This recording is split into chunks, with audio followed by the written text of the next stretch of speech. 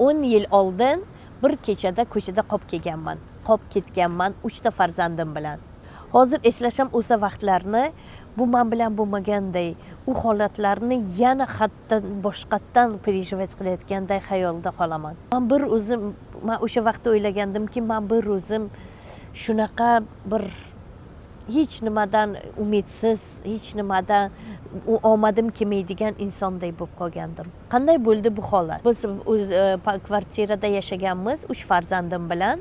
Kechqurun yotgan vaqtimizda 4 ertalab saharda birdan yong'in boshlab ketgan. Hamma joy yonib ketganda bir kechada ko'chada qolib ketganman 3 bolam bilan. Bu holatimni aytib bera olmayman. Shu darajada og'ir ediki, yomg'ir quyayotgan oyog'imdagi tapchikam shunaqa ho'l bo'lib qolganligini o'zim keyin 1-2 soatdan keyin bilganman. Shu darajada qattiq shokda bo'lib qolganmanki, 3 farzandim bilan ko'chada endi nima qilaman? O'sha vaqtda o'zim bilan ishlashni boshlagandim va o'zimga savol bergandim: "Sen nimani xohlaysan?"